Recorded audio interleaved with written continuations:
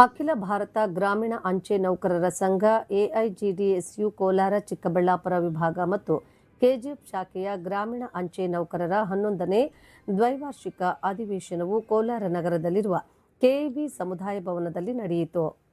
ಕಾರ್ಯಕ್ರಮದ ಅಧ್ಯಕ್ಷತೆಯನ್ನು ಎನ್ ಕೃಷ್ಣಪ್ಪ ವಹಿಸಿದ್ರು.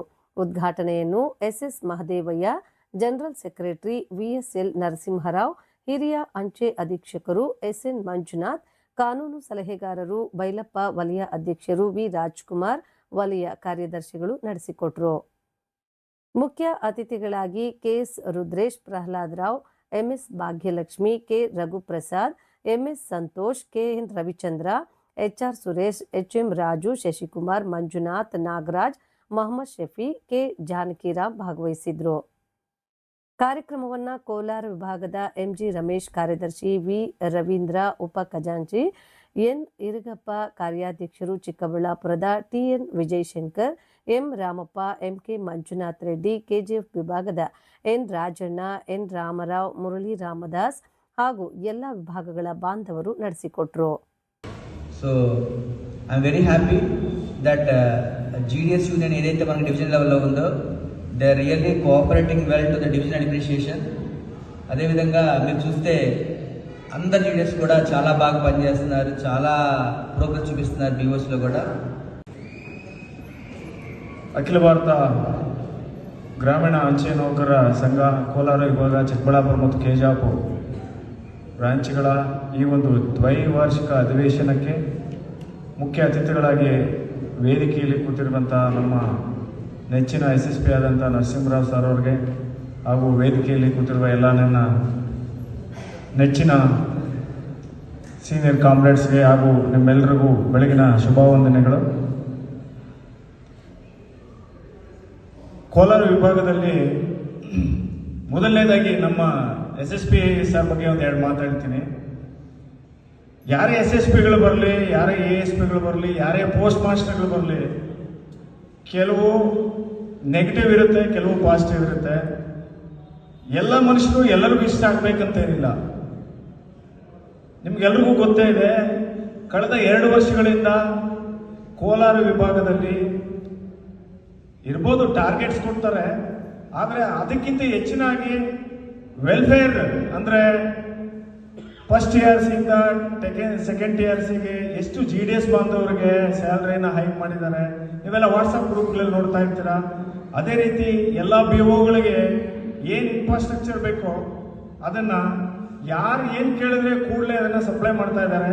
ಅಂದರೆ ಒಳ್ಳೆ ಊಟ ಕೊಟ್ಟು ಒಳ್ಳೆ ಕೆಲಸ ಮಾಡಿ ಅಂದರೆ ಎಲ್ಲರೂ ಮಾಡ್ತಾರೆ. ಅದಕ್ಕೆ ನಾವ್ಯಾರು ಹೊರತಲ್ಲ. ಕೋಲಾರ ವಿಭಾಗ ಇವತ್ತು ಎಲ್ಲ ವಿಭಾಗಗಳಲ್ಲೂ ಕೂಡ ಸರ್ಕಲ್ ಲೆವೆಲಲ್ಲಿ 1, 2, 3ನೇ ಪ್ಲೇಸ್ಗಳನ್ನು ನಾವು ಕೊನೆಯಲ್ಲಿದ್ದವರು ಇವತ್ತು ಆ ಮಟ್ಟಕ್ಕೆ ಬಂದಿದ್ದೀವಿ ಅಂದರೆ ನಮ್ಮ ಮುಂದಾಳತ್ವ ಇರ್ತಕ್ಕಂಥ ನಮ್ಮ SSP ಸರ್ ಅವರ ಒಂದು ಮುಖ್ಯ ಕಾರಣ ಅಂತ ನಾನು ಹೇಳಕ್ಕೆ ಇಷ್ಟಪಡ್ತೇನೆ.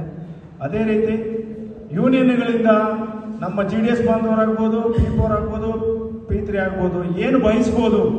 P3 ಅಂದರೆ ಕ್ಲರ್ಕ್ಗಳಿಗೆ, ಪೋಸ್ಟ್ ಮಾಸ್ಟರ್ಗಳಿಗೆ ಆದರೆ ಟ್ರಾನ್ಸ್ಫರ್ ಇರುತ್ತೆ. ಪ್ರತಿ 3 ವರ್ಷಕ್ಕೊಮ್ಮೆ ಟ್ರಾನ್ಸ್ಫರ್ಗೆ ನಾವು ವೇದಿಕೆ ಮೇಲೆ ಆಸೀನರಾಗಿರುವಂಥ ನಮ್ಮ ಎಲ್ಲ GDS ನಾಯಕರುಗಳು, ಹಾಗೆ ನಮ್ಮ ಕೋಲಾರ ಪೋಸ್ಟ್ ಮಾಸ್ಟರ್ ಆದಂಥ ಭಾಗ್ಯಲಕ್ಷ್ಮಿ, ಸೊ ಹಾಗೆ ನಮ್ಮ AGDS ವಲಯ ಅಧ್ಯಕ್ಷರು, ಸೊ ಎಲ್ಲರಿಗೂ ಈ ಒಂದು ಸಭೆ ಮುಖಾಂತರ ಅವರಿಗೆ ವಂದನೆಗಳನ್ನ ಹೇಳ್ತಾ ಇದ್ದೀನಿ. ಅದೇ ರೀತಿ ಈ ಒಂದು ಕಾರ್ಯಕ್ರಮಕ್ಕೆ ಬಂದಿರುವಂಥ ನಮ್ಮ ಎಲ್ಲ GDS ಬಾಂಧವರು, ನಮ್ಮ GDS ಬಾಂಧವರುಗಳ 1.5-2 ವರ್ಷದಿಂದ ಪ್ರತಿ ತಿಂಗಳು ಮೀಟ್ ಮಾಡ್ತಾ ಇದ್ದೆ ನಾನು. ಟ್ರೈನಿಂಗು ಇನ್ನೊಂದು ಮತ್ತೊಂದು. ಬಟ್ ಕಳೆದ 1.5 ವರ್ಷದಿಂದ ನಾನು ಮೈಸೂರಲ್ಲಿ CPTಯಲ್ಲಿ ಇದ್ದಿದ್ದರಿಂದ ಇಲ್ಲ. ಸೊ ಈಗ ಮತ್ತೆ ನಿಮ್ಮನ್ನೆಲ್ಲ ಒಂದೇ ಇದರಲ್ಲಿ ನೋಡ್ತಾ ಇರೋದು ತುಂಬಾ ಖುಷಿ ಆಗ್ತಾ ಇದೆ.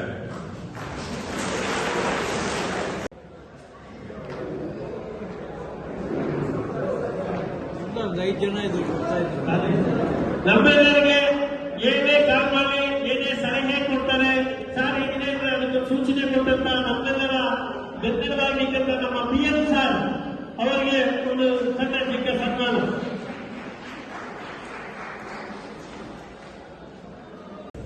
ಅದು ಸರ್ ಹೇಗಾಗಿದೆ ಅಂದ್ರೆ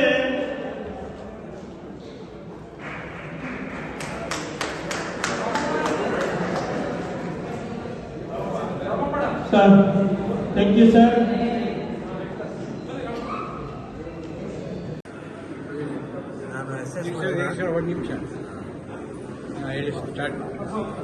ಎಸ್ ಮಂಜುನಾಥ್, ಅಖಿಲ ಭಾರತ ಅಂಚೆ ನೌಕರರ ಸಂಘ ಅಂದರೆ AIGDSU ಅಂತ ಹೇಳ್ತಾರೆ. ಅದರ ಆಲ್ ಇಂಡಿಯಾ ಕನ್ವೀನರ್ ಆಗಿ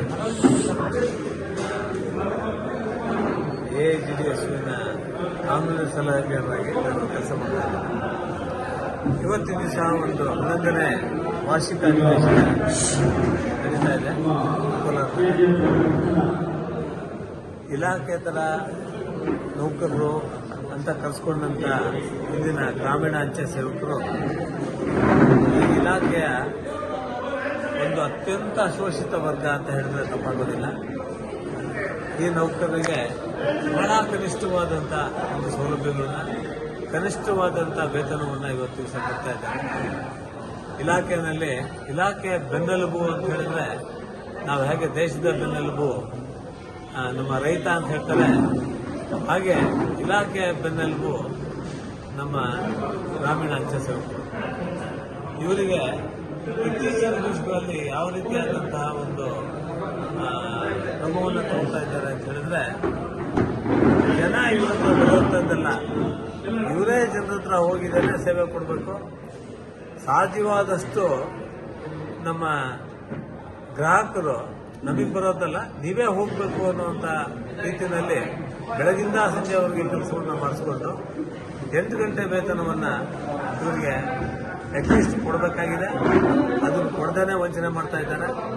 ನಮ್ಮ ಒಂದು ಡಿಮಾಂಡ್ ಇದೆ, ಏನದು ಅಂತ ಹೇಳಿದ್ರೆ 8 ಗಂಟೆ ವೇತನ ಮತ್ತು ಪಿಂಚಣಿ. ಪೆನ್ಷನ್ ಇಲ್ದೇ ಇವತ್ತು ನಿವೃತ್ತರೇ ಆಗಿರ್ತಕ್ಕಂಥ ಇಲಾಖೇತರ ನೌಕರರು ಅಂದರೆ ಗ್ರಾಮೀಣ ಅಂಚೆ ನೌಕರರಿಗೆ ಎಂಥ ಸಮಸ್ಯೆ ಇದೆ ಅಂತ ಹೇಳಿದ್ರೆ, ಈಗಷ್ಟೇ ನಮ್ಮ ಒಬ್ಬರು ಮನವಿ ಪತ್ರವನ್ನು ಕೊಟ್ಟರು, ಯಾರಿಗೆ ಮಿನಿಸ್ಟ್ರಿಗೆ ಕೊಟ್ಟಿದ್ದಾರೆ. ಅವರು 42 ವರ್ಷ ಸರ್ವಿಸ್ ಮಾಡಿ ನನಗೆ 243 ರೂಪಾಯಿ ಪೆನ್ಷನ್ ಬರ್ತಾ ಇದೆ. ಕೇವಲ 243 ರೂಪಾಯಲ್ಲಿ ನಾನು ಏನು ಮಾಡಬೇಕು ಅನ್ನುವಂಥ ಒಂದು ಅಹವಾಲನ್ನು ಅವರು ಮುಂದೆ ಇಟ್ಟರು, ಅದನ್ನು ತೋರಿಸ್ಕೊಂಡ್ರು. ಹಾಗೇನೆ ಬಹಳಷ್ಟು ಜನ ದಿನನಿತ್ಯ ರಿಟೈರ್ ಆಗ್ತಾ ಇದ್ದಾರೆ. ಅವರಿಗಾಗಲೇ ಇವತ್ತು ಕೆಲಸ ಮಾಡ್ತಾ ಇರ್ತಕ್ಕಂಥವರಿಗೆ ಕೆಲಸಕ್ಕೆ ತಕ್ಕನಾದಂಥ ವೇತನವನ್ನು ಕೊಡೋದ್ರಲ್ಲಿ ಈ ಒಂದು ನಮ್ಮ ಡಿಪಾರ್ಟ್ಮೆಂಟ್ ವಿಫಲವಾಗ್ತಾ ಇದೆ. ಅದ್ರ ಬಗ್ಗೆ ಸಾಕಷ್ಟು ಹೋರಾಟಗಳನ್ನು ನಡೆಸ್ತಾ ಇದ್ದೇವೆ. ಈಗ ವೇತನ ಆಯೋಗ ಆಗಿದೆ, ಇಲಾಖಾ ನೌಕರರಿಗಾಗಿದೆ, ಆದರೆ ಈ ಗ್ರಾಮೀಣ ಅಂಚೆ ನೌಕರಿಗಾಗಿಲ್ಲ. ಅದ್ರ ಬಗ್ಗೆ ಕೂಡ ನಮ್ಮ ಅಹವಾಲಿದೆ. ಆ ಒಂದು ಮುಷ್ಕರ ಮಾಡಿಸಿದ್ದಕ್ಕಾಗಿಯೇ, ಹೋರಾಟ ಮಾಡಿದ್ದಕ್ಕಾಗಿಯೇ ಆಲ್ ಇಂಡಿಯಾ ಜನರಲ್ ಸೆಕ್ರೆಟರಿ ಅವ್ರನ್ನ ಇವತ್ತು ಡಿಸ್ಮಿಸ್ ಮಾಡಲಾಗಿದೆ. SS ಮಾಧವಯ್ಯನವರು ಅವರು ಸೆಲ್ಫ್ಲೆಸ್ ಸರ್ವಿಸ್ ಮಾಡಿದ್ದೇನೆ ಹೋರಾಟ ಮಾಡಿದ್ರು, ಸ್ಟ್ರೈಕ್ ಮಾಡಿಸಿದ್ರು ಅನ್ನೋ ಕಾರಣಕ್ಕೆ 95% ಆಗಿತ್ತು ಸ್ಟ್ರೈಕ್. ಅಂತ ಹೋರಾಟವನ್ನು ಮಾಡಿದ್ರು, ಇವನ್ನ ನಿಲ್ಲಿಸೋದಕ್ಕಾಗೋದಿಲ್ಲ ಅಂತ ಹೇಳಿದ್ದೇನೆ ಅವರಿಗೆ ಇವತ್ತು ಡಿಸ್ಮಿಸ್ ಮಾಡಿದ್ದಾರೆ. ನಾವು ಹಾಗೆ ಮನೋಪೂರ್ವಕವಾಗಿ ಇವತ್ತು ದಿವಸ ಮನವಿ ಮಾಡ್ಕೊಂಡಿದ್ದೀವಿ, ಇವರು ವಾಪಸ್ ತಗೊಳ್ತೀವಿ ಅಂತ ಹೇಳ್ತಾ ಇದ್ದಾರೆ. ಒಂದು ವೇಳೆ ಅವರು ತಗೊಳ್ಳದೇ ಇದ್ದರೆ ಉಗ್ರ ಹೋರಾಟವನ್ನು ಮಾಡ್ತೀವಿ. ಇದೇ ಸದ್ಯದಲ್ಲೇ ಇಡೀ ಕರ್ನಾಟಕದಾದ್ಯಂತ ಒಂದು ದೊಡ್ಡ ಸಮಾವೇಶ ಮಾಡಿದ್ದಾನೆ. ಆಜ್ಞಾಪೂರ್ವಕವಾಗಿ ಇವತ್ತು ಕರ್ನಾಟಕ ಸಂಕಲನ ಮಾಡೋದಕ್ಕೆ ಒಂದು ತೀರ್ಮಾನವನ್ನು ಈ ಒಂದು ಕಾನ್ಫರೆನ್ಸ್ ಅಲ್ಲಿ ತೋರಿಸಿದೆ. ಇನ್ನು ಮುಂದಿನ ಹೋರಾಟಗಳನ್ನ ಮಾಡ್ತೀವಿ, ಅದಕ್ಕೆ ಸಾರ್ವಜನಿಕ ಬೆಂಬಲ ಕೂಡ ಇರಬೇಕು ಅಂತ ನಾನು ಕೇಳ್ಕೊಳ್ತೇನೆ. ಈಗೇನ ಇವತ್ತು ನನ್ನ ಹೆಸರು ಎನ್ನಿರ್ಗಪ್ಪ ಅಂತ, ಬ್ರಾಂಚ್ ಪೋಸ್ಟ್ ಮಾಸ್ಟರ್. ಈ ದಿವಸ ನಮ್ಮ ಕೋಲಾರ ವಿಭಾಗದ AIGDSU ಸಂಘಟನೆಯ 11ನೇ ವರ್ಷದ ದ್ವೈವಾರ್ಷಿಕ ಸಮಾವೇಶ ಇತ್ತು. ಈ ಒಂದು ಸಮಾವೇಶದಲ್ಲಿ ನಮ್ಮೆಲ್ಲ GDS ಬಾಂಧವರು ಸಹ ಅತಿ ಸಂಖ್ಯೆಯಲ್ಲಿ ಸೇರಿದ್ದು, ಮತ್ತು ಸರ್ಕಾರದಿಂದ ಸಹ ನಮ್ಮ ವಲಯ ಕಾರ್ಯದರ್ಶಿಗಳು, ವಲಯ ಅಧ್ಯಕ್ಷರು ಮತ್ತು ನಮ್ಮ ಕಾನೂನು ಸಲಹೆಗಾರರಾದಂಥ ಮಂಜುನಾಥ್ ಸರ್ ಅವರು ಮತ್ತು ನಮ್ಮ ಇಲಾಖೆ PM ಸರ್ ಅವರು, ಶೆಟ್ಟಿ ಸರ್ ಅವರು ಎಲ್ಲ ಬಂದು ಅವರ ಮಾರ್ಗದರ್ಶನದಲ್ಲಿ ಈ ಒಂದು ಸಮಾವೇಶ ಅದ್ದೂರಿಯಾಗಿ ನಡೆಯಿತು. ಈ ಸಮಾವೇಶದಲ್ಲಿ ನನ್ನನ್ನು ನೂತನವಾಗಿ ವಿಭಾಗೀಯ ಕಾರ್ಯದರ್ಶಿಯಾಗಿ ಆಯ್ಕೆ ಮಾಡಿದ್ದಾರೆ. ಮತ್ತು ನಮ್ಮ GDS ನೌಕರರ ಸಂಬಂಧಗಳನ್ನು ಕುರಿತು ಎಲ್ಲರ ನಾವು ಹೆಚ್ಚಿನ ರೀತಿಯಲ್ಲಿ ಸಂಘಟನೆ ಮಾಡಿ ನಾವು ಸರ್ಕಾರದ ವಿರುದ್ಧ ಮತ್ತು ನಮ್ಮ ಸಮಸ್ಯೆಗಳ ವಿರುದ್ಧ ಹೋರಾಟ ಮಾಡೋದಕ್ಕೆ ನಾವು ಸಿದ್ಧವಾಗಿದ್ದೀವಿ. ಇದೊಂದು ಅವಕಾಶ ಕೊಟ್ಟಿದ್ದಕ್ಕೆ ಧನ್ಯವಾದಗಳು.